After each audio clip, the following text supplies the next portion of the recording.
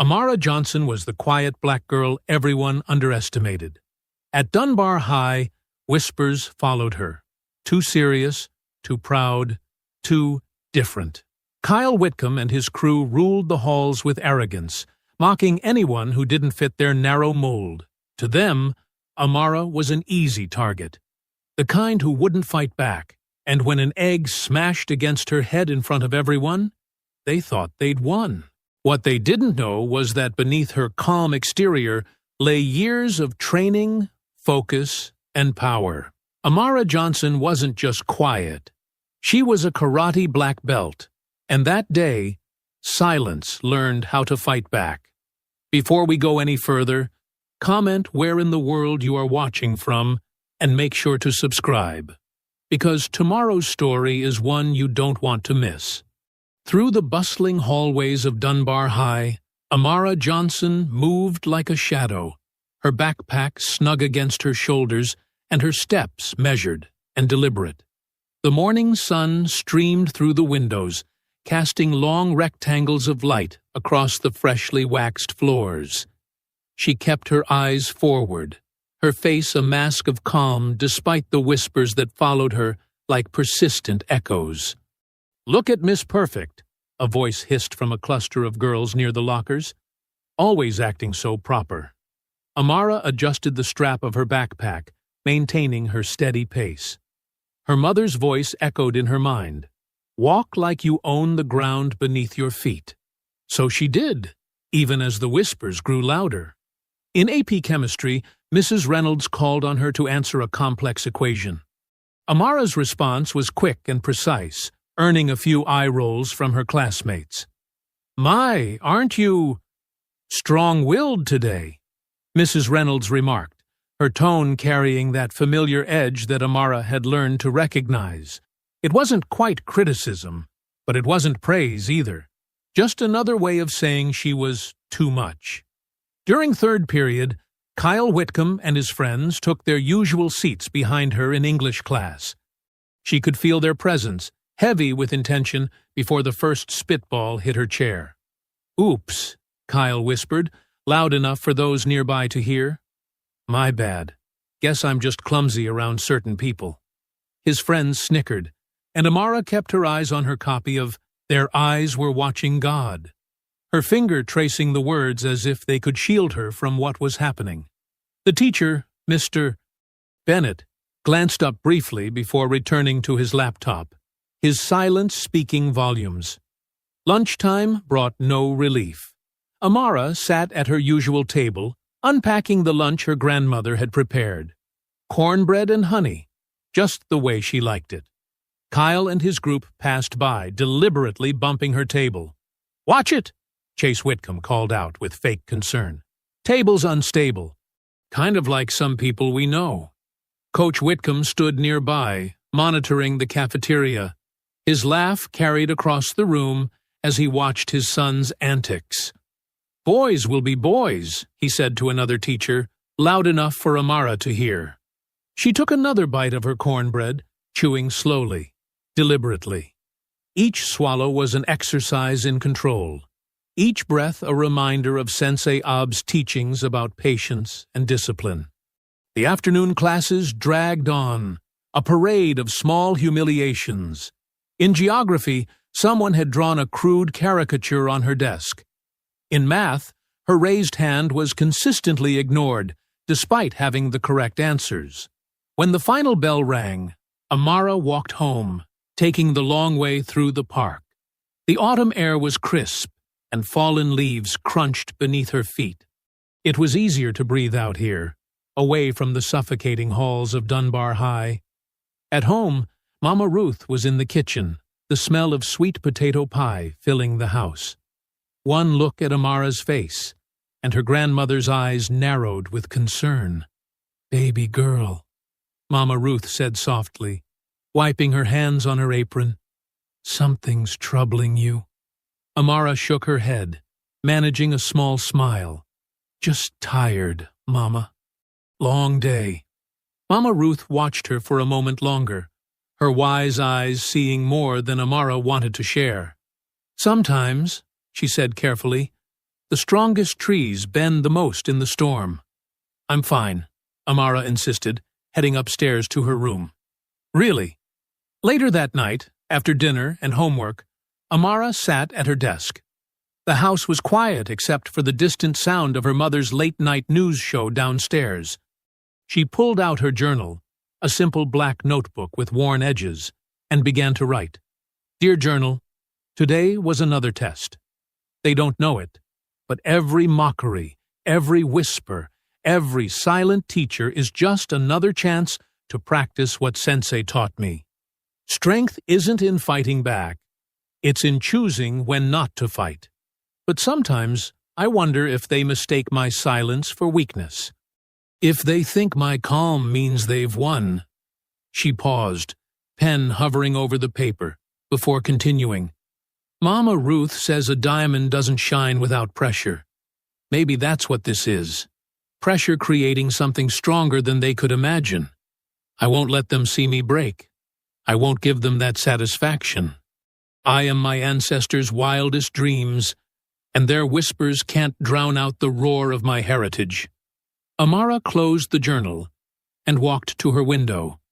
The street below was quiet, streetlights casting pools of yellow light on the sidewalk. Her reflection stared back at her from the glass, straight-backed, composed, unwavering. One day they'll see me, she whispered to her reflection, the words barely disturbing the night air. The cafeteria buzzed with its usual lunchtime chaos. Fluorescent lights hummed overhead, casting a harsh glow on the beige walls and scratched lunch tables. Amara sat at her corner spot, the same table she'd claimed since freshman year, methodically unpacking her lunch. Steam rose from her thermos of homemade soup, a comfort against the autumn chill. At the popular table, Kyle Whitcomb huddled with his crew, Chase, Hunter, and Dylan. Their laughter carried across the room, too loud, too deliberate. Kyle held something behind his back, passing it from hand to hand as he whispered to his friends. "This'll be epic," Chase said, already holding up his phone. "TikTok's gonna blow up." Hunter snickered, nudging Dylan. "Man, she won't know what hit her." "Literally," Dylan added, earning more laughs. Kyle straightened his Letterman jacket, raw egg concealed in his palm. His friends formed a loose circle around him, phones at the ready as they approached Amara's table. Other students noticed, conversations dying down as heads turned to watch. Amara spooned another mouthful of soup, either unaware or unbothered by their approach. The silver spoon clinked quietly against the thermos as she set it down. Kyle positioned himself directly behind her. Chase started recording, giving a thumbs up. The cafeteria grew quieter, anticipation building like static before a storm. Crack. The sound of the egg breaking against Amara's head echoed in the sudden silence. Yellow yolk dripped down her neat braids, spreading across her shoulders and staining her white sweater. Pieces of shell clung to her hair. Laughter exploded through the cafeteria. Phones appeared everywhere, dozens of screens capturing her humiliation. Someone near the back shouted, "Get that online!" "Looks like breakfast is served," Hunter called out, earning more cruel laughter. Amara didn't jump, didn't scream, didn't even flinch. She sat perfectly still, hands flat on the table, breathing once, deeply. The change was subtle, invisible to those who weren't watching closely. Her shoulders squared slightly. Her chin lifted a fraction, but her eyes turned to steel. "What's wrong?" Kyle taunted, circling to face her. "Cat got your tongue?" "Maybe she's gonna cry," Chase suggested, zooming in with his phone. "What are you gonna do about it?" Hunter stepped closer, shoving her shoulder. "Huh? Nothing. That's what—" The movement was so fast it seemed impossible. One moment Amara was seated, the next she was standing, her jacket sliding off to reveal a black karate GI top beneath her sweater. Hunter's second shove met empty air as she pivoted. Her legs swept out in a perfect arc, catching Hunter's ankles. He went down hard, shock replacing his sneer as his back hit the linoleum floor. Before he could process what happened, Amara's palm struck his chest. Not hard enough to hurt, but with enough force to keep him down. Chase lunged forward, phone forgotten.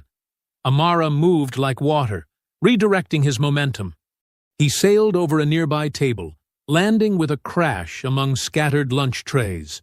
Dylan grabbed for her arm, but she was already moving. She caught his wrist, twisted, not enough to break, just enough to control, and guided him down to his knees. A quick release, and he sprawled backward, scrambling away. The cafeteria fell silent. Phones lowered one by one, their owners too stunned to keep recording. Kyle stood frozen, egg yolk still dripping from his hand, as Amara turned to face him. She stood straight, calm as ever, surveying the chaos around her. Hunter remained on the floor, nose bleeding slightly from where he'd hit the ground. Chase was still tangled in the overturned table, food staining his precious Letterman jacket. Dylan had backed away, holding his wrist and staring at her with wide eyes. "You wanted a show," Amara said, her voice carrying in the silence. "Now you're in it." Egg still dripped from her braids, but somehow she looked more dignified than ever. The cafeteria doors swung shut behind her, leaving stunned silence in her wake. Kyle staggered backward, blood streaming from his nose and spattering his white school shirt. His hand came away red when he touched his face, eyes widening in disbelief.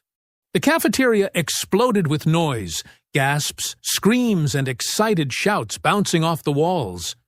"You think you're tough?" Kyle spat, blood dripping onto the linoleum floor. His face twisted with rage, transforming from shock to fury. "You're dead!" Hunter and Dylan rushed forward, their sneakers squeaking against the floor. Amara stepped back smoothly, raising her hands in a defensive stance. Her movements were controlled, precise. Nothing like Kyle's wild anger. "Back off," she warned, voice steady despite the chaos. "I don't want to hurt anyone." Kyle lunged forward, swinging wildly. Amara blocked the punch, redirecting his momentum as she sidestepped. She shoved him away, but now they were circling her, 4 against 1, closing in like wolves. A lunch tray crashed beside her head, missing by inches. Someone, Chase, shoved her shoulder hard enough to make her stumble. The circle tightened. When Dylan came at her from the left, she had no choice. Block, counter, quick and clean. He fell back, clutching his jaw. But before she could reset her stance, Hunter tackled her from behind. The floor slammed into her back, driving the air from her lungs. Pain exploded in her side as Dylan's foot connected. Chase grabbed her arm, twisting it at an ugly angle. Amara's face contorted, teeth gritted against the burning in her shoulder, but she didn't cry out. The crowd pressed closer. Phone cameras flashed everywhere, some students cheering, others watching in frozen horror. No one stepped in to help. Amara's training took over. She swept her leg in a wide arc, creating space. The pressure on her arm released. 2 quick strikes, one to Hunter's solar plexus, another catching Dylan's chin, sent them stumbling back. The boys hesitated, their confidence wavering. But Kyle wasn't done. He charged forward, head lowered like a bull. His forehead rammed into her shoulder. Amara went down again, vision swimming from the impact. "Stop! Enough!" Ms. Park's voice cut through the roar of the crowd like a knife. Heavy footsteps thundered across the cafeteria as Coach Whitcomb burst through the ring of students. His face was red with anger, but his fury wasn't directed at the boys. He pointed a thick finger at Amara. "What is wrong with you, girl?" he bellowed. "Have you lost your mind?" Ms. Park pushed through the crowd, reaching down to help Amara up. The teacher positioned herself between Amara and the boys, her small frame somehow making Coach Whitcomb step back. Blood trickled from Amara's split lip. Her left eye was already swelling, and her uniform was stained with food and dirt. But she stood straight, shoulders back, eyes locked on Kyle's face. He met her gaze and flinched, because what he saw there wasn't defeat or fear or even anger. It was something stronger, pure, unshakable will, the look of someone who couldn't be broken. That night, videos of the fight flooded every social media platform. Different angles showed different moments. The initial egg attack, Amara's first defense, the brutal group assault. Karate Girl started trending within hours. Comments poured in faster than anyone could read them. "This girl is my hero. So violent, she should be expelled. Finally, someone stands up to these bullies. She attacked those poor boys." At home, Amara sat quietly at the dinner table, holding an ice pack to her face. Her phone buzzed constantly until she turned it off. The silence that followed felt heavier than the noise.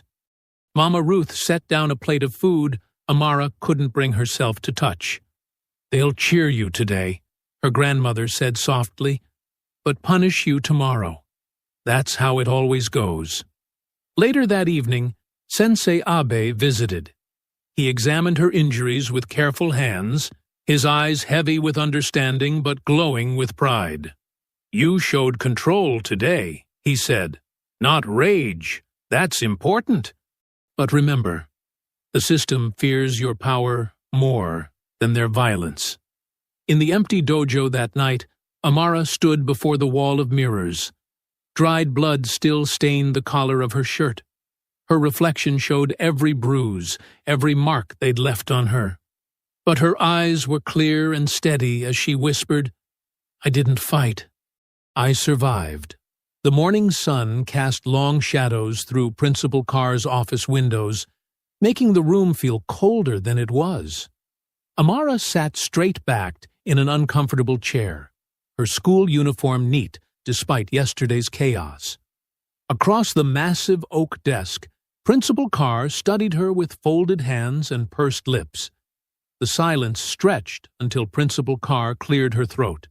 "Miss Johnson, do you understand the seriousness of what happened yesterday?"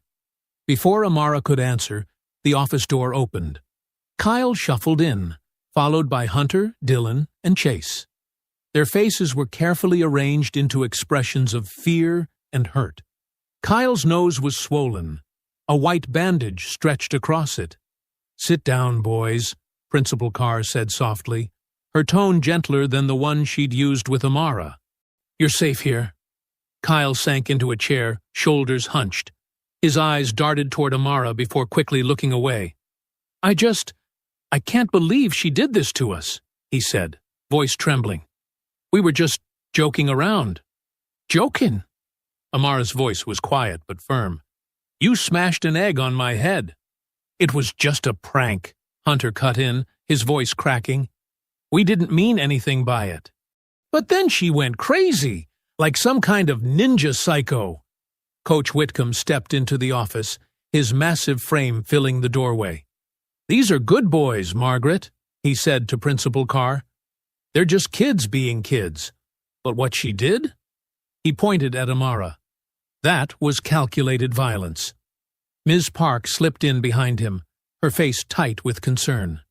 "If we're discussing violence, shouldn't we address the egg incident first? And the fact that 4 boys attacked 1 girl?" "Ms. Park," Principal Carr's voice carried a warning edge. "This isn't your meeting." "But I witnessed." "That will be all, Ms. Park." Principal Carr's tone left no room for argument. Ms. Park's hands clenched at her sides, but she fell silent. Her eyes met Amara's, full of helpless anger. Principal Carr turned back to Amara. "The video evidence is quite clear. You used excessive force against your classmates. This kind of violent behavior cannot be tolerated at our school." "Violent?" Amara's voice remained steady despite the heat rising in her chest. "I defended myself. They attacked me. All 4 of them." "After you assaulted Kyle," Coach Whitcomb interrupted. "Look at his face." Dylan wiped at his eyes. putting on a show. We're all scared to be in the same room with her now. What if she snaps again? Amara watched in disbelief as Principal Carr nodded sympathetically at the boys. The woman who was supposed to protect all students reached for a document on her desk. Miss Johnson, due to your violent outburst and the disruption you've caused, you're suspended for 2 weeks. She slid the paper across the desk. The boys will receive counseling to help them process this trauma. Trauma? The word felt like acid in Amara's mouth. They filmed themselves humiliating me. They ganged up on me. And I'm the one being punished? You're lucky we're not pressing charges, Coach Whitcomb growled. Kyle sniffled loudly, playing his part perfectly. We just want to feel safe at school again. Principal Carr's expression hardened. Miss Johnson, I suggest you sign this suspension notice and use this time to reflect on your choices. Violence is never the answer. Amara stared at the paper, her vision blurring with unshed tears of frustration. She'd expected fairness. She'd believed that standing up for herself would matter. Instead, she was being painted as the aggressor while her attackers played victim. This isn't right, she said softly. Sign the paper, Miss Johnson. Principal Carr's voice was ice-cold now. With a steady hand that betrayed none of her inner turmoil, Amara signed. She stood up, dignity intact, despite the injustice crushing her chest. We'll need your father to sign this too, Principal Carr said to Kyle, her voice warming again. But don't worry, we'll make sure nothing like this happens again. That evening, Amara sat at her grandmother's kitchen table, the suspension notice lying between them like a wound. The smell of Mama Ruth's sweet potato pie filled the air, but Amara couldn't eat. They made me the villain, she said, her voice finally cracking. All I did was defend myself, and they turned it around. Made me the violent one. The dangerous one. Mama Ruth's weathered hands covered Amara's trembling ones. Her eyes, sharp despite her age, held decades of understanding. Then make them face the truth, she said simply, strength in every word. The kitchen was quiet, except for the scratch of Amara's pen against paper. Outside, crickets chirped in the growing darkness as she sat at the worn wooden table, carefully writing each incident in neat rows. The list grew longer with every memory. Called aggressive for raising my hand in class too much. Teacher said my braids were distracting, but ignored Kelsey's bright pink hair. Got detention for talking back when I corrected a mistake on the board. Her mother passed through, touching Amara's shoulder gently before heading to her night shift at the hospital. The house felt empty, but Amara kept writing, each line making her jaw clench tighter. Principal Carr told me to watch my attitude for using the same tone as other students. Coach Whitcomb picking only white students for team captain. Being called angry for staying quiet when they mock me. The doorbell rang, startling her. Ms. Park stood on the porch, still in her teaching clothes, but looking more determined than tired. She held up her laptop. I brought something you need to see, she said, stepping inside. And someone else wanted to help. Sienna Clark emerged from behind her, clutching her ever-present camera. The quiet white girl who always sat in the back of class looked nervous but resolute. I have the original video, Sienna said softly, pulling out her phone. The whole thing. Before they edited it. They gathered around the kitchen table, Amara's list pushed aside as Sienna pulled up the footage. The video was longer than the viral clips, starting several minutes before the egg incident. The image was clear, steady. Sienna's photography skills evident in the framing. Watch the background, Ms. Park pointed. There, behind the gathering bullies, stood Coach Whitcomb. He wasn't just present, he was laughing, nodding as Chase and the others prepared their prank. The coach's face showed no surprise when the egg cracked over Amara's head. Only anticipation. Entertainment. He knew Amara whispered. He watched them plan it. The video continued, showing the full fight sequence. But now they could see what the edited version cut out, how the boys had surrounded her, how she'd tried to walk away 3 times before defending herself. And there was Coach Whitcomb again, not intervening until she fought back. "There's more," Sienna said, her voice stronger now. She pulled up screenshots of group chats. "They've been planning stuff like this all year. Not just against you, against other black students too. And look who's in the chat group." Coach Whitcomb's name appeared in several messages, along with Principal Carr's. They weren't just ignoring the racism. They were encouraging it. "This isn't just about bullying," Ms. Park said, her hands flat on the table. "This is systematic. They're creating an environment where certain students are targeted, then punished for defending themselves." Amara stared at her list, then at the evidence on Sienna's phone.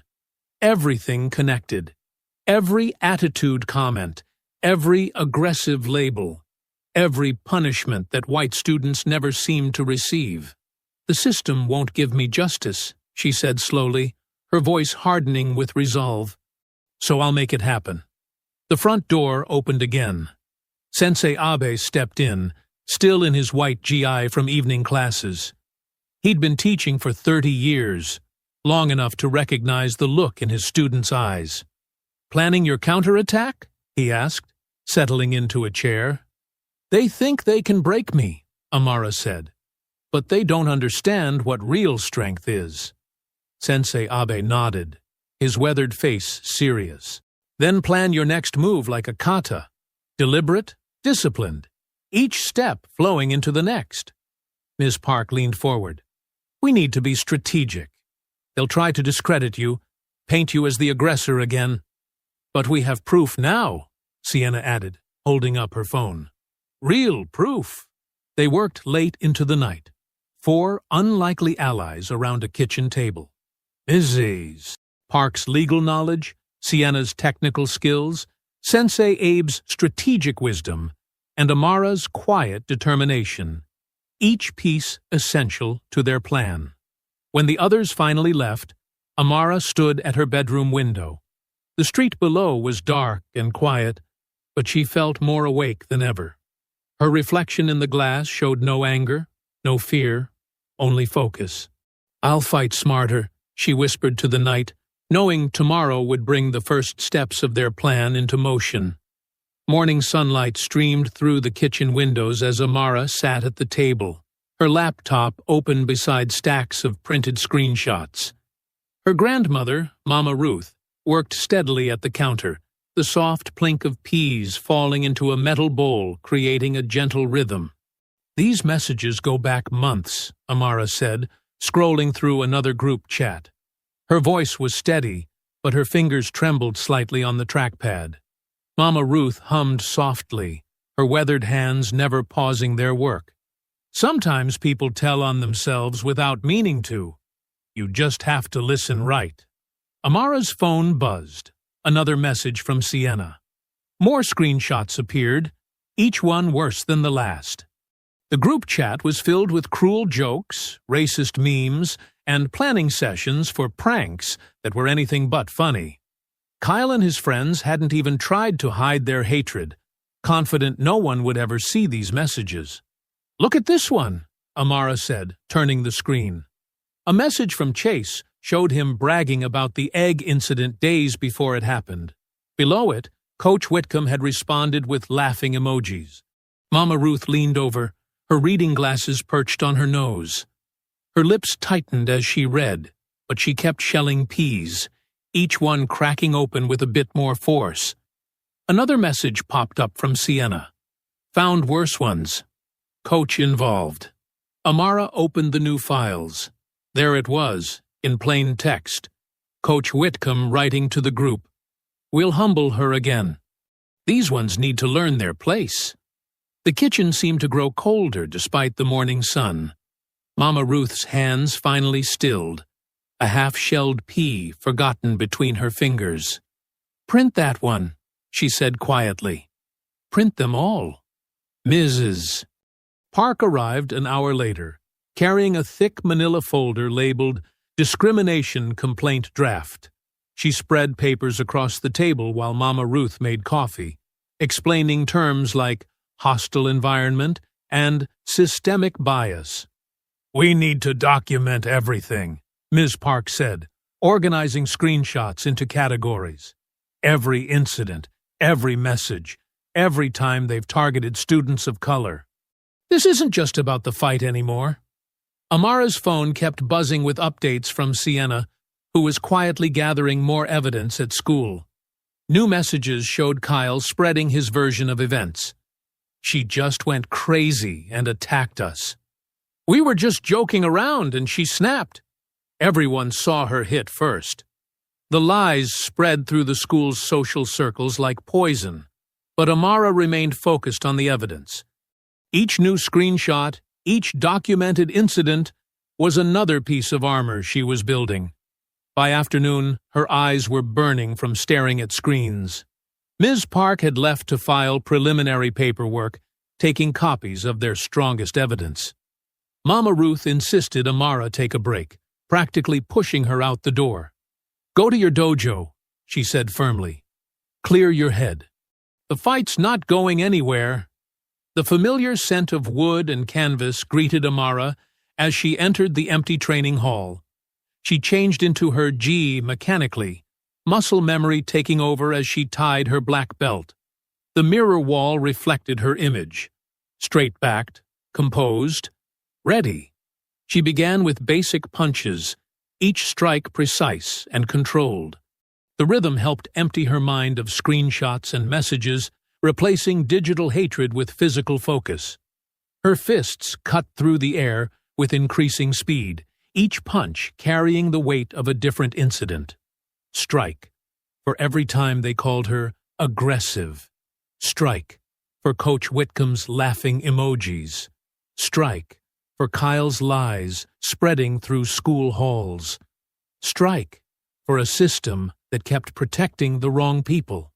Her moves were sharp but controlled, each breath measured, each strike exact. This wasn't wild anger or blind rage. This was precision, discipline, power held in perfect check, just as Sensei had taught her. The empty dojo absorbed the sounds of her training, the whisper of her gi, the sharp exhale with each punch, the quiet determination of a fighter who knew her battle was just beginning. She moved through the air like water, each strike flowing into the next, her reflection showing no sign of the turmoil beneath her calm surface. When she finally stopped, the late afternoon sun cast long shadows across the training floor. Her body hummed with controlled energy, ready for whatever came next. The rage was still there, but it had transformed into something more useful. Focused resolve. She stood perfectly still in the center of the dojo, fists clenched at her sides, watching her reflection. The girl in the mirror looked back with steel in her eyes and fire in her heart, every muscle coiled with disciplined power, ready to strike, but patient enough to wait for the right moment. This was what they feared, she realized. Not just her physical strength, but her control of it. Her refusal to break or bend or play their game by their rules. The sound of her phone buzzing broke the silence. Another message from Sienna. Another piece of evidence to add to their growing collection. Another reminder that the real fight was still to come. The empty hallways of Dunbar High echoed with Amara's footsteps as she walked beside Mr. Ruiz, the school custodian. Late Friday afternoon, sunshine slanted through the windows, casting long shadows across the freshly mopped floors. Her suspension meant she could only return after hours to clear out her locker, supervised like a criminal. Mr. Ruiz jingled his keys quietly, his weathered face kind but worried. "Take your time, mija," he said softly. "I'll wait right here." Amara nodded, approaching her locker with measured steps. Something felt wrong. The air seemed too still, too quiet.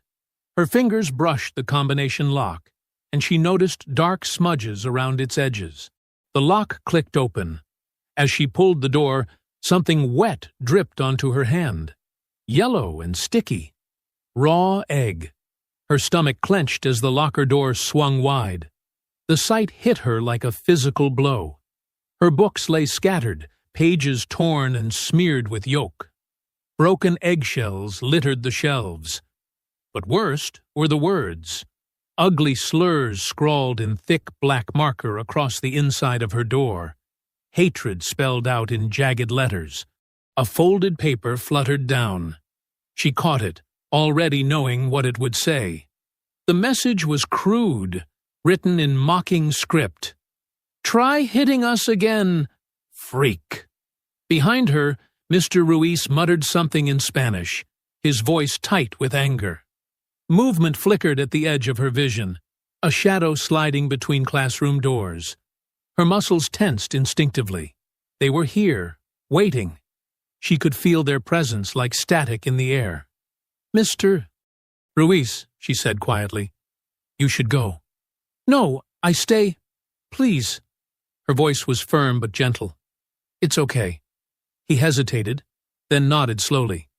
"I call security." "No time."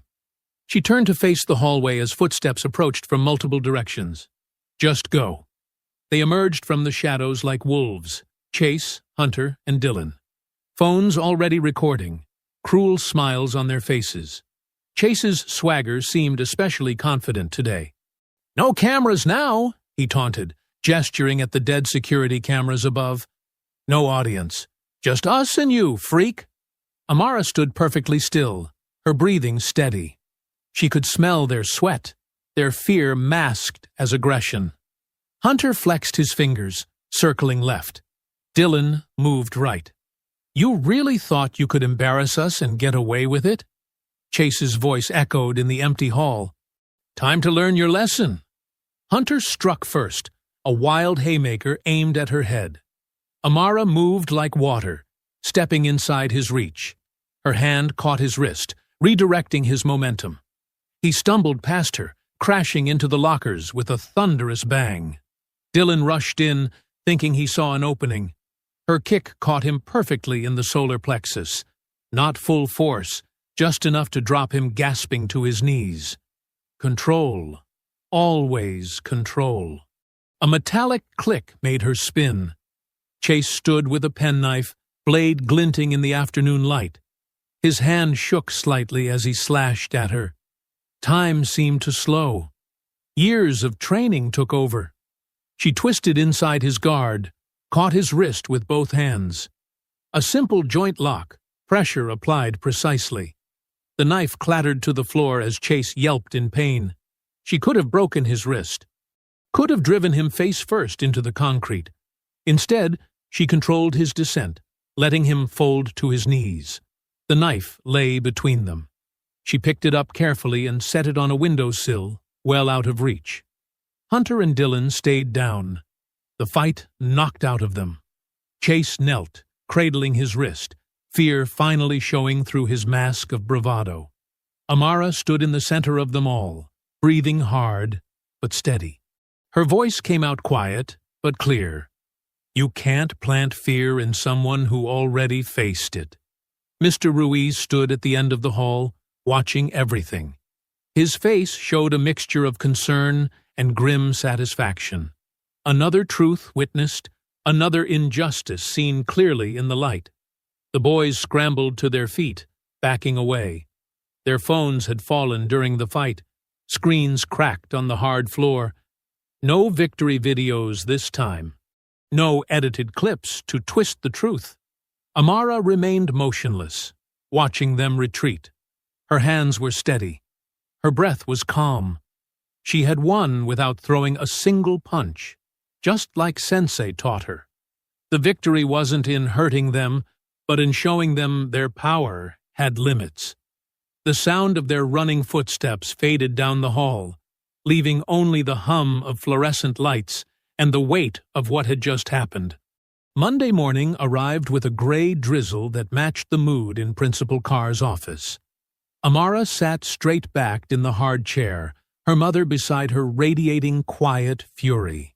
Across the broad desk, Principal Carr's manicured fingers tapped an anxious rhythm on a stack of papers. Coach Whitcomb paced behind them like a caged animal, his face flushed with manufactured outrage. "This is exactly what we warned you about," he boomed, jabbing a finger toward Amara. "She's dangerous. My son and those other boys were just retrieving their gym bags when she attacked them." Denise Johnson's hand tightened on her purse strap. "That's not what happened, and you know it. We have evidence."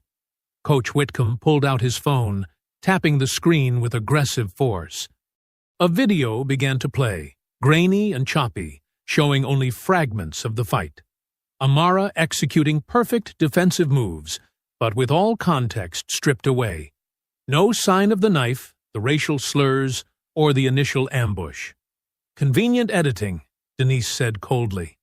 Principal Carr cleared her throat. "Mrs. Johnson, we take these incidents very seriously. The security footage from Friday afternoon appears to have technical difficulties. But what we can see is deeply concerning." "Technical difficulties?" Denise's voice rose slightly. "Like the technical difficulties with the cafeteria cameras last time?" "The system is old," Principal Carr said smoothly. "But what matters is the safety of all our students. And right now, your daughter poses a clear threat." Amara's face remained carefully neutral, even as her chest tightened. Through the office window, she could see students arriving for the day, huddled under umbrellas, already whispering and pointing. Her phone buzzed in her pocket, probably another news alert about herself. The local media had picked up the story overnight. Headlines screamed, "Karate Girl Loses Control," and "Martial Arts Student Attacks Classmates." The edited video was everywhere, each share and comment burying the truth deeper under a landslide of assumptions. "This isn't about safety," Amara said quietly. "This is about control." Coach Whitcomb's face darkened. "You watch your tone, young lady. You're lucky we're not pressing charges." A knock at the door interrupted them. "Ms. Park entered, clutching a manila folder. "Principal Carr, I have documentation about Friday's incident that you need to see." "This meeting is private," Coach Whitcomb snapped. "As Amara's faculty advisor, I have every right to be here." Ms. Park's voice was steel wrapped in silk. She placed the folder on Principal Carr's desk, "Including evidence of premeditation and—" "That won't be necessary." Principal Carr didn't even glance at the folder. "The board has already made its decision." She pulled out an official-looking document, her signature fresh at the bottom. "Given the pattern of violent behavior and the clear danger to other students, Amara Johnson is hereby expelled from Dunbar High School, effective immediately." The word hung in the air like poison. Expelled. "This is ridiculous." Denise stood up, her nurse's scrubs rustling. "My daughter defended herself against an orchestrated attack. There were witnesses. Mr. Ruiz saw everything," Ms. Park added firmly. "He's willing to testify." "A custodian's word against security footage?" Coach Whitcomb scoffed. "The footage you deleted?" Ms. Park's eyes flashed. "Just like you deleted evidence of the cafeteria assault?" Principal Carr's smile turned brittle. "Ms. Park, may I remind you that your contract renewal is coming up? These accusations you're making are very serious. Are you threatening me? I'm suggesting you consider your future at this institution carefully." Amara watched the exchange silently, counting her breaths like Sensei taught her. 1, 2, 3. Her phone buzzed again. Another headline. Another twist of the knife. "Clear out your locker by noon," Principal Carr said, already turning to her computer. "Security will escort you." "She doesn't need an escort," Denise snapped. "She needs justice. What she needs is to learn there are consequences for violence." Coach Whitcomb's smugness filled the room like cheap cologne. Maybe this will teach her some real discipline. Amara stood slowly, her movements deliberate and controlled. She looked directly at Principal Carr, who couldn't quite meet her eyes. "You're right about consequences," she said softly, "but not about who needs to learn them." She walked out of the office with her head high, past the staring secretaries and whispering students. The hallway seemed longer than usual, each step echoing with finality. Her phone vibrated one more time. A text from Sienna. Amara paused at her vandalized locker, remembering Friday's ambush, the hatred scrawled inside. With steady hands, she typed back a simple response. "If they hide truth, we'll expose it." The morning rain drummed against the windows as she gathered her remaining belongings. Behind her, she could hear her mother arguing with the administration, Ms. Park's voice rising in righteous anger. But Amara remained quiet, methodical, precise, just like her kata. They thought expulsion would break her, just like they thought suspension would silence her, just like they thought that egg would humiliate her. But they still didn't understand. She had spent years learning how to fall safely, how to absorb impact, how to turn an opponent's force against them. This was just another attack to redirect, another strike to block, another throw to roll through. She closed her locker for the last time, the metal clang reverberating through the empty hallway. Thunder rumbled outside Amara's living room window as she sat cross-legged on the floor, surrounded by scattered papers and open laptops. Miss Park occupied the worn armchair, her reading glasses perched on her nose as she scrolled through emails.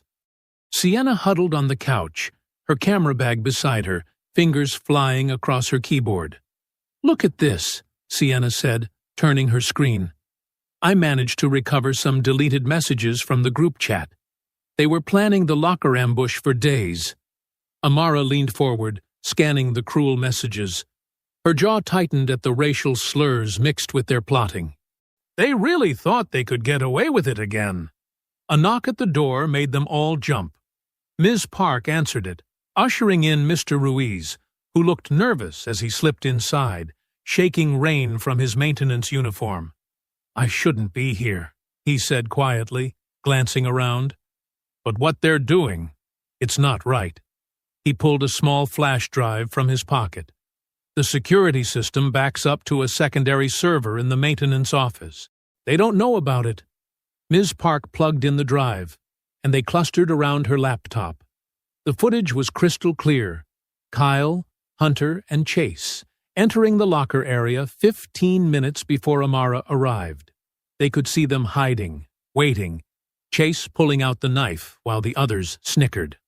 "This proves it was premeditated," Ms. Park said, her voice tight with controlled anger. "They were lying in wait.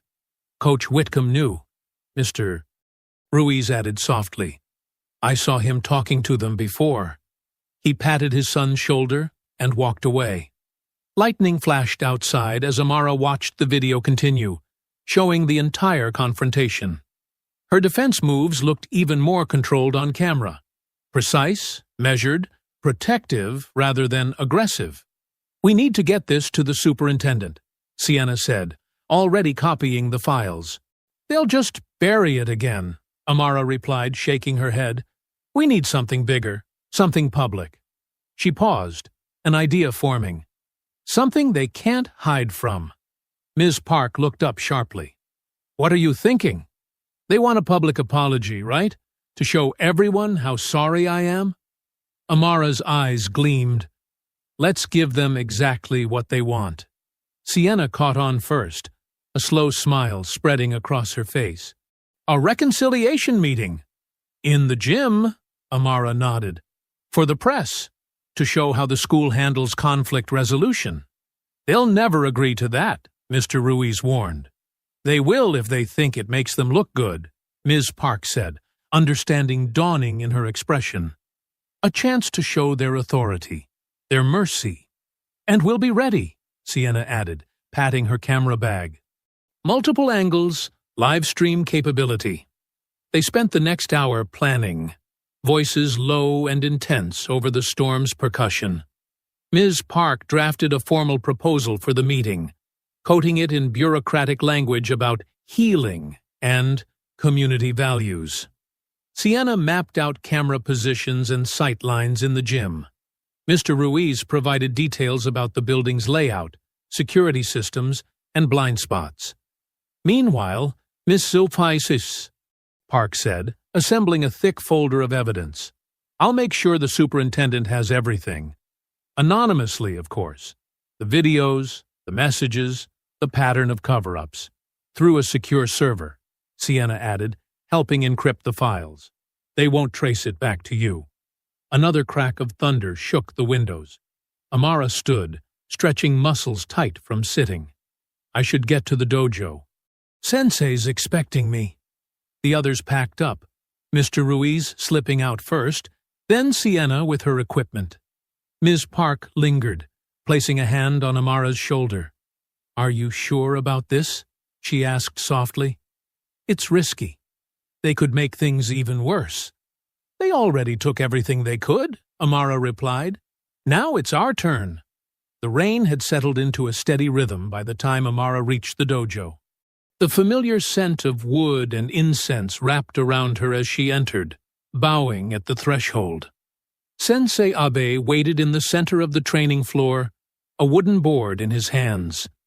Even in the dim evening light, Amara could see the word written across it in bold black letters. Fear. Your mother called, he said without preamble. She told me about the expulsion. Amara bowed again, deeper this time. They think they've won. And what do you think? I think they're afraid, she answered. Of the truth. Of being exposed. Sensei nodded slowly. Fear makes people dangerous, but it also makes them vulnerable. He held out the board. Break this when you stop fearing their lies. Amara took her stance, feeling the smooth wood under her fingers. She thought of all the smirking faces, the deleted videos, the twisted stories, the weight of their judgment, their assumptions, their hatred. She breathed in deeply, centering herself. Then, with perfect form and controlled power, she struck. The board split cleanly, the crack echoing through the empty dojo like the thunder outside. The pieces clattered to the floor, the word fear now broken in two. Dawn painted the dojo walls in soft amber light as Amara knelt on the worn training mat, her breathing steady and controlled. The familiar scent of pine cleaner and decades-old wood wrapped around her like a comfortable blanket. Her mind settled into the rhythmic pattern of meditation. Inhale for 4 counts, hold for 4, release for 4. Sensei Abe's footsteps whispered across the floor, barely disturbing the morning stillness. He knelt beside her, his presence solid and reassuring. Your mind is clouded, he observed quietly. Amara opened her eyes, meeting his steady gaze. I keep thinking about everything that could go wrong. Ah, he nodded sagely. You're fighting shadows instead of focusing on your light. He reached out, adjusting her posture slightly. Remember, truth is your strongest strike. It needs no force behind it to land true. The morning light strengthened as they sat together, teacher and student, sharing the peaceful silence. Finally, Sensei Abe stood, offering Amara his hand. Your grandmother is waiting, he said softly. Go. Be strong. At home, Mama Ruth stood in the kitchen, her Bible open on the counter beside a steaming mug of tea. When Amara entered, she held out her arms without a word. Amara stepped into her grandmother's embrace, breathing in the familiar mix of lavender and vanilla that always clung to her clothes. Mama Ruth's hands were warm and strong as they gripped Amara's shoulders. Let me pray over you, child, she said, her voice rich with emotion. They bowed their heads together as Mama Ruth's words filled the kitchen. Lord, wrap your arms of protection around my granddaughter. Give her strength to stand in her truth, wisdom to move with purpose, and courage to face whatever comes. "Amen," Amara whispered, her grandmother's faith steadying her nerves. Across town, Sienna arrived early at the school gym, her backpack heavy with equipment. She moved carefully through the empty space, placing tiny cameras in the corners where shadows would hide them. Each lens was positioned perfectly, covering every angle of the coming confrontation. "Test 1, Test 2, she muttered into her phone, checking the video feeds. Crystal-clear images populated her screen, showing every corner of the gymnasium. She nodded in satisfaction, then froze at the sound of footsteps. But it was only Ms. Park, looking professional and determined in her blazer. She carried a stack of press passes in one hand and her phone in the other. "The local news vans are already setting up outside," she reported quietly. "Channel 5 happened to hear about our reconciliation meeting from an anonymous source. They're very interested in covering this example of positive conflict resolution." Sienna smiled faintly. "How convenient." "Indeed." Ms. Park checked her watch. "The superintendent received our package this morning. Express delivery, very official looking." They worked together, arranging chairs in a circle, making the space look proper and organized for the cameras. Everything had to appear perfectly normal, perfectly planned. At home, Amara stood before her mirror, carefully putting on her crisp white karate gi. Each fold and tie was precise, deliberate. The belt, earned through years of discipline and practice, wrapped around her waist like armor. She pulled on loose track pants and a light jacket over the GI, concealing it completely. To anyone watching, she looked like a regular student coming to an afternoon meeting. But underneath, she was ready. Her phone buzzed with messages from their group chat. Sienna. Cameras set. All feeds working. Ms. Park. Press in position. Principal doesn't suspect. Mama Ruth. Remember who you are, baby. Stand tall. The afternoon sun began its descent as Amara walked toward the school, her steps measured and calm. The parking lot was filling with news vans, reporters checking equipment, curious onlookers gathering. She paused at the gym entrance, looking up at the building where everything had started, where they had tried to break her spirit with an egg and mockery, where they had twisted her defense into aggression, where they thought they could bury the truth under lies and deleted footage. "Time to end it," she said softly, and pulled open the door. The gymnasium lights buzzed overhead, illuminating the circle of chairs where soon her accusers would sit, thinking they were there to witness her submission. They had no idea they were walking into their own exposure. Amara touched the belt hidden under her jacket, feeling its familiar roughness against her fingertips. Truth was her strongest strike, and she was ready to let it land. The gymnasium lights hummed overhead, casting harsh fluorescent shadows across the circle of chairs. Principal Carr sat with perfect posture, her tailored blazer and carefully styled hair projecting authority. Beside her, Coach Whitcomb lounged with casual arrogance, his muscled arms crossed over his chest. Students and parents filled the bleachers, murmuring quietly. News cameras lined the back wall, their red recording lights steady. The air felt thick with anticipation, like the moment before a storm breaks. Kyle, Hunter, Chase, and Dylan clustered together near their coach, exchanging knowing glances. Their faces wore masks of false remorse, but their eyes glittered with barely contained satisfaction. Amara stood alone on the opposite side, her jacket still concealing her GI. She kept her breathing steady, just as she'd practiced thousands of times in the dojo. Every muscle was relaxed, but ready. Principal Carr cleared her throat. "We're here tonight for reconciliation," she announced, her voice carrying that professional warmth that never quite reached her eyes. "To put this unfortunate incident behind us and move forward as a community." Coach Whitcomb nodded sagely. "Violence has no place in our school," he declared, directing a pointed look at Amara. "But we believe in second chances, don't we, boys?" The bullies straightened up on cue. Kyle stepped forward first, his practiced speech dripping with fake sincerity. "We're sorry if our joke went too far," he said, emphasizing joke with a slight smirk. "We didn't mean to crack your ego like that egg." Snickers rippled through his friends. Chase barely contained his grin. Amara took a measured step forward, her movements fluid and controlled.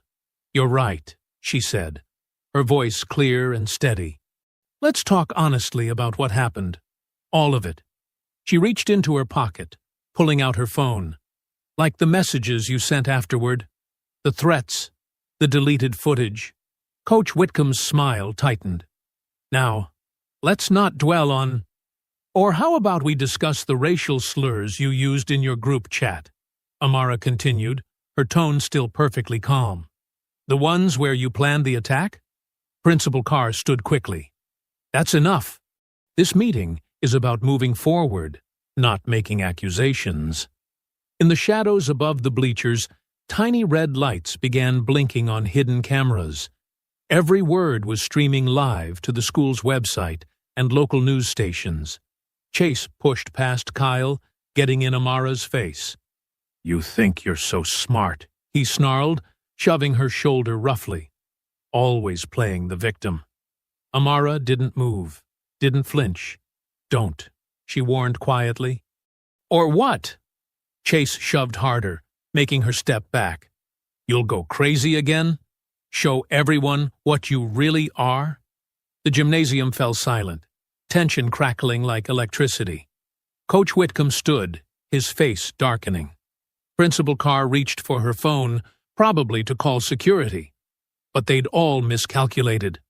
Again. Chase lunged forward, aiming another shove. This time, Amara moved. Her jacket fell away as she pivoted, revealing the white GI beneath. Her hand caught Chase's extended arm, redirecting his momentum. He flew past her, stumbling to keep his balance. Hunter charged in from the side, thinking to catch her off guard.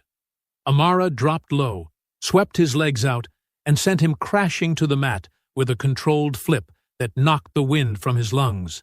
Kyle's scream of rage echoed off the walls as he rushed forward. Amara stepped back smoothly into a defensive stance, her movements precise and measured. "You wanted another round," she said, her voice carrying clearly through the stunned silence. "Here it is." The hidden cameras kept rolling, capturing every moment.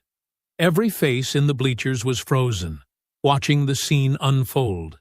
Some had phones out, adding to the documentation. Kyle stopped short, suddenly unsure. The confidence drained from his face as he realized, too late, that they'd walked right into her trap. "Here it is," Amara repeated, standing perfectly balanced, ready for whatever came next. "The truth you tried to hide. The real story, playing out live." The gymnasium crackled with tension as everyone waited to see who would make the next move. The polished gym floor became a battlefield.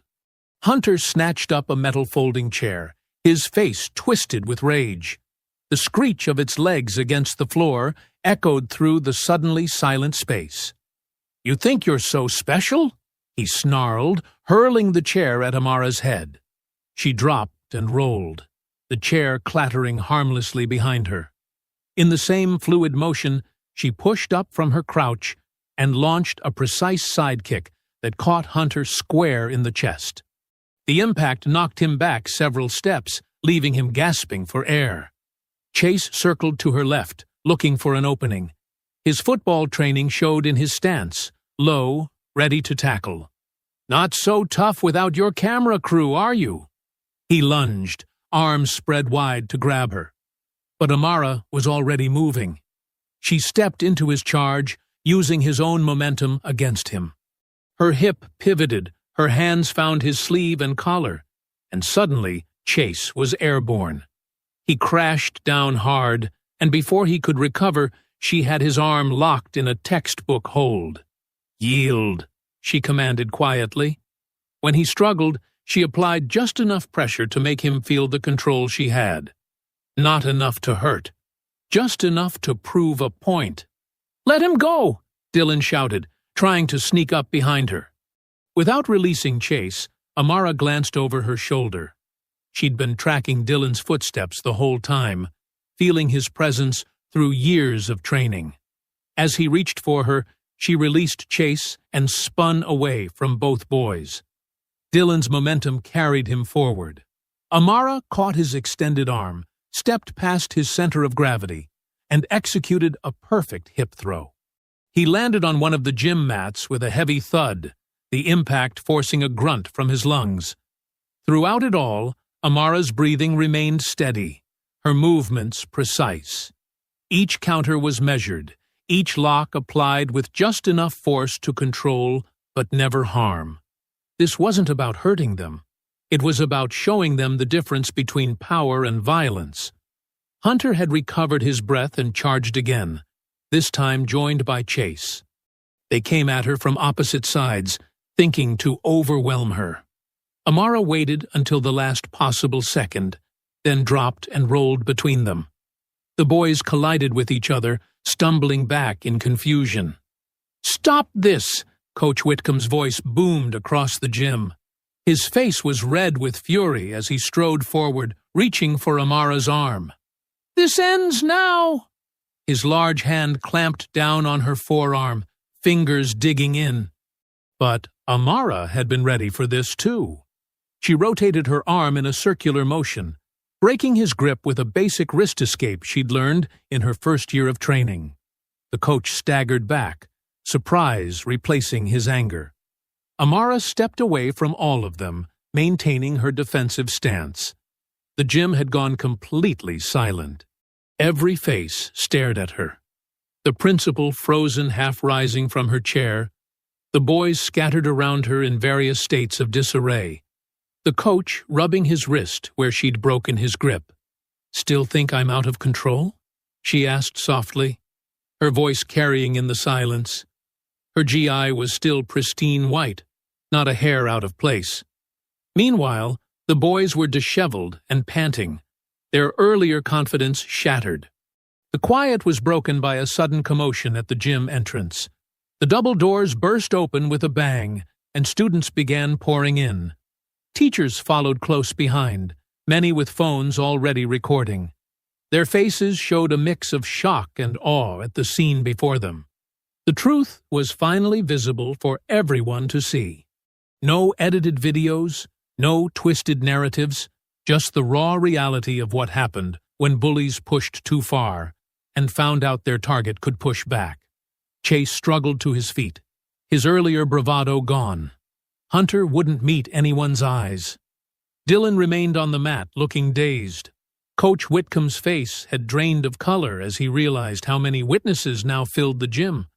Amara held her position, calm and centered, surrounded by the aftermath of their failed attack. She didn't need to say another word. The scene spoke for itself. The bruises they'd sport tomorrow would come from their own aggression, not her defense. Every move she'd made had been precise, controlled, and necessary. Exactly what they'd claimed she wasn't capable of being. The crowd at the doors grew larger as more people pushed in, phones raised high to capture every detail. The sound of whispers and gasps filled the air, punctuated by the clicks of camera shutters and the soft beep of videos being started. Through it all, Amara remained perfectly still, a point of calm in the chaos they had created. She'd shown them exactly who she was. Not their victim, not their stereotype, but a warrior who chose control over violence every single time. The gymnasium had transformed from a place of attempted ambush into a stage where truth had finally been revealed. And every second of it was being recorded. Impossible to deny or edit away this time.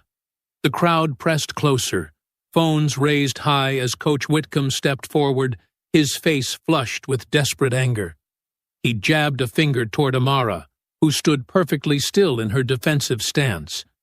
"Look at this," he bellowed to the gathered crowd. "She attacked these boys again, just like before. Violent, Out of control. Spittle flew from his mouth as he raged. This is exactly why we expelled her. Principal Carr nodded vigorously from her position near the wall. Mr. Whitcomb is right. This display of aggression only proves our point. But Amara's calm voice cut through their accusations. Sienna, show them what really happened. From the back of the gym, Sienna Clark stepped forward, laptop in hand. She typed quickly, and suddenly, the large projection screen on the gym wall flickered to life. The live stream that had been running since the start of the meeting played in crystal clear detail. The footage showed everything. Hunter throwing the chair, Chase's attempted tackle, Dylan's sneak attack. And through it all, Amara's controlled responses, never striking first, never using more force than necessary to defend herself.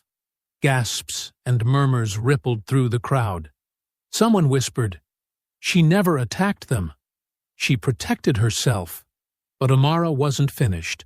She nodded to Sienna again. "Show them the rest." The screen split into two feeds. On one side, the current live stream continued. On the other, a new video began to play, grainy at first, then clearing to show the school hallway from an unusual angle. "This is from my dojo's security camera across the street," Amara explained, her voice steady. "It captured everything through the hallway window's reflection." The footage showed Chase and Hunter approaching Amara's locker before the previous fight. They pulled out a penknife, planted it carefully, then stepped back to film their defense against her supposed attack. More damning evidence followed. Screenshots of text messages between Coach Whitcomb and the boys, planning how to edit the security footage. A voice recording of Principal Carr agreeing to handle the situation by expelling Amara instead of investigating. "No! No! No!" Coach Whitcomb roared. His composure completely shattered as his crimes played out on the big screen. "You can't! I believe we've seen quite enough." The new voice cut through the chaos like a knife. The crowd parted as Superintendent James Hayes stepped out from behind the gym's side entrance. His face was granite hard as he surveyed the scene. Ms. Park stood beside him, a thick folder of evidence in her hands. "Ms. Park has been keeping my office informed," Hayes continued, his voice carrying to every corner of the now silent gym. "We've been gathering evidence, waiting to see how far this corruption would go." He turned to face Coach Whitcomb and Principal Carr. "I didn't want to believe educators could stoop this low, but here we are." The superintendent stepped to the center of the gym, directly under the glaring lights. "As of this moment, I am announcing the following actions, which will be formalized in writing tomorrow morning. Coach Dean Whitcomb is terminated from his position, effective immediately, and will face charges for evidence tampering and endangering minors." Coach Whitcomb's face went from red to purple. With an incoherent roar, he lunged at Amara, fists swinging wildly. But she was ready. Just as she had done with his students, she stepped aside, redirected his momentum, and sent him sprawling to the floor with a simple hip throw. He lay there, wheezing, as security finally moved in to restrain him. Superintendent Hayes continued, as if there had been no interruption. "Principal Carr is suspended pending review. Chase Whitcomb, Hunter Phillips, and Dylan Matthews are expelled, with assault charges to be filed through proper channels." He turned to face the cameras that were still streaming. "Furthermore, I offer a public apology to Amara Johnson on behalf of the school district. We failed you. But your dignity and discipline in the face of that failure have taught us all a valuable lesson." Amara stood in the center of the gym, her breathing steady and calm. The overhead lights caught the white of her GI, making her seem to glow.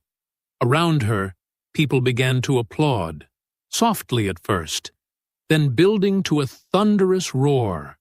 Some were crying, others cheering, all witnessing the moment justice finally arrived.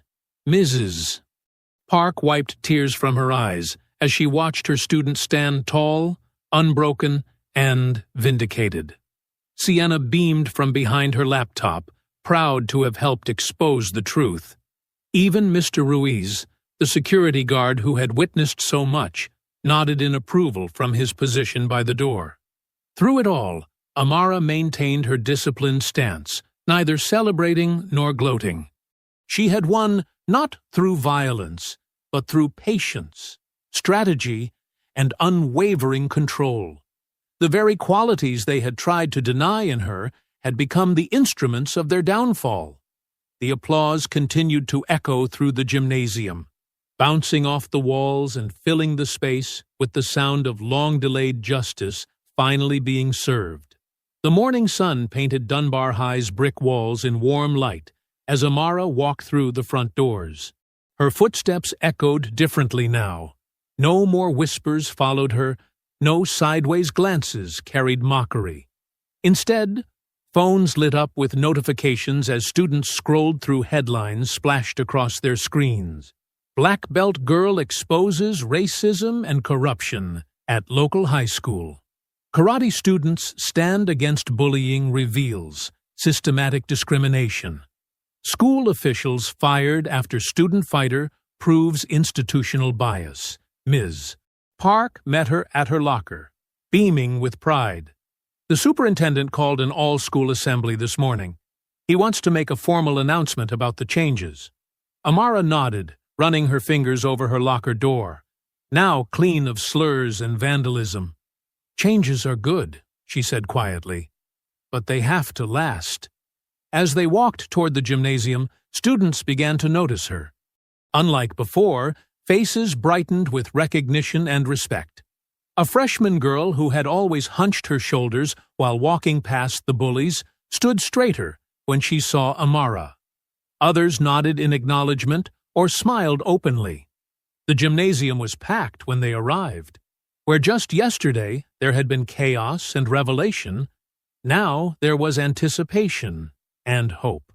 Superintendent Hayes stood at the podium, his presence commanding attention.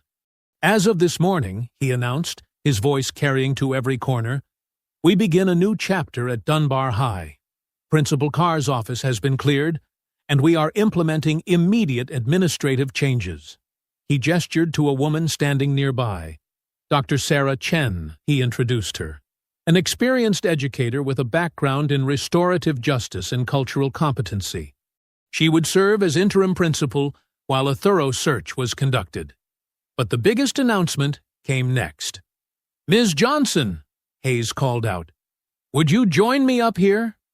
Amara walked to the podium, her steps measured and calm. The same walk that had carried her through months of harassment now carried her toward vindication. Your courage exposed more than just individual acts of bullying, Hayes continued. It revealed systemic problems we must address. To that end, we're approving your proposal for a new student organization, the Karate and Justice Club. Applause erupted through the gymnasium. Amara spotted Sienna in the crowd, clapping and wiping tears from her eyes. Even Mr. Ruiz, standing guard by the door, broke his usual stoic expression with a smile.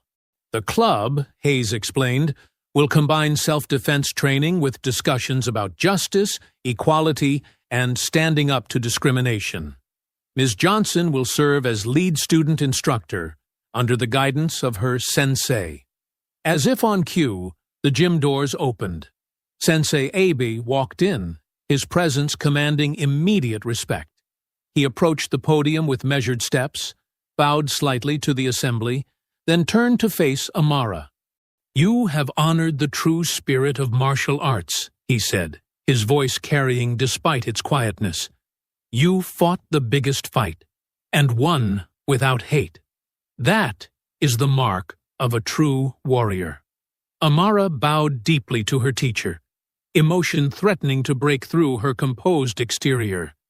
When she straightened, she saw dozens of students already lining up to sign the club's registration sheet. Later that afternoon, Amara stood in the converted wrestling room that would serve as the club's dojo. She had changed into her gi, the white uniform crisp and clean.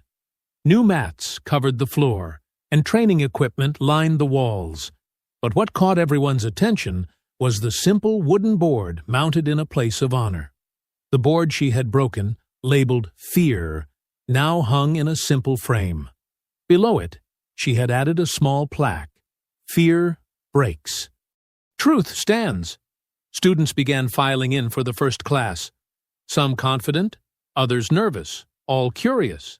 A small girl with tight braids, similar to Amara's own, approached hesitantly. "Were you scared?" she asked, looking up at the framed board. "When you had to stand up to them?" Amara knelt to meet the girl's eyes. "Yes," she answered honestly. "But being brave doesn't mean you're not scared. It means you face the fear anyway."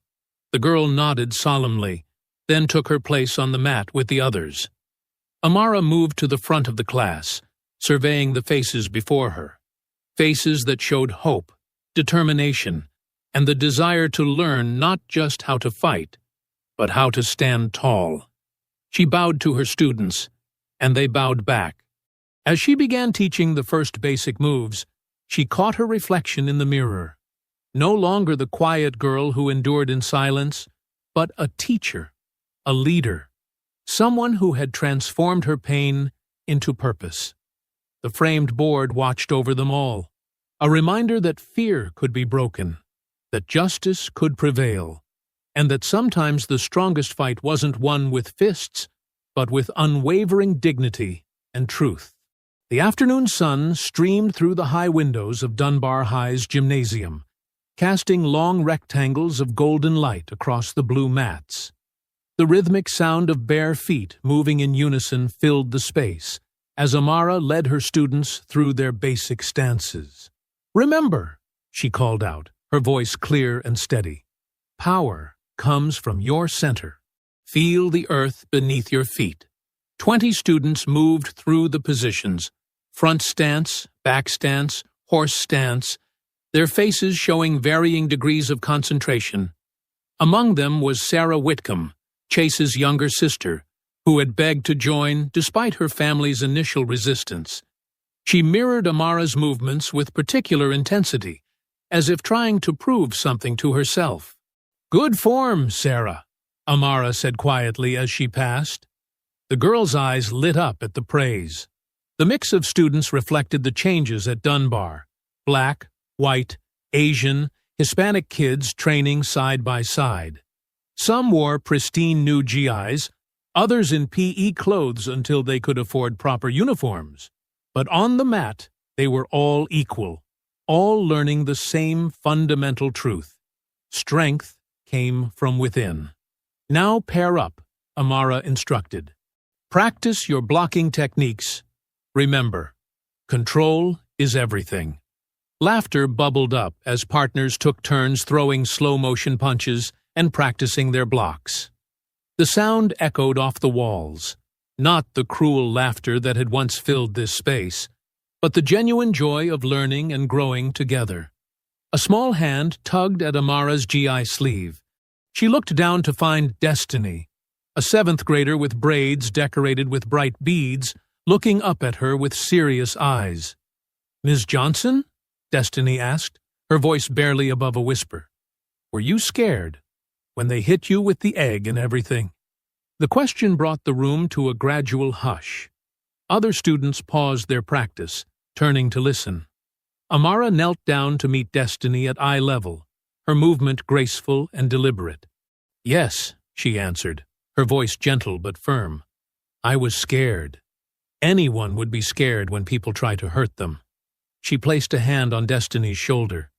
"But being brave doesn't mean you never feel fear. It means you stand up anyway.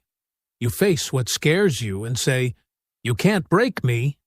Destiny's eyes drifted to the wall where the broken board hung in its simple frame. The word fear, split cleanly down the middle, served as a daily reminder of that truth. "How did you know you could do it?" another student asked. "Stand up to them." Amara stood, addressing the whole class now. "Because I had people who believed in me. My grandmother, who taught me that dignity is stronger than hatred. My sensei, who showed me that true power isn't about hurting others, it's about protecting what's right. As if summoned by her words, Mama Ruth appeared in the doorway. She leaned against the frame, her eyes twinkling as she watched her granddaughter teach. Pride radiated from her presence, quiet but profound. "Back to practice," Amara called out, and the students returned to their drills with renewed focus. The afternoon light shifted, painting everything in warm amber tones. Amara walked to the gym's window, watching the sunlight fall across her face. The same windows that had once witnessed her humiliation now framed her triumph. Her voice carried softly, almost like a meditation. "They tried to break me with an egg. I broke their system instead." I hope you enjoyed that story. Please share it with your friends and subscribe so that you do not miss out on the next one. In the meantime, I have handpicked 2 stories for you that I think you will enjoy. Have a great day.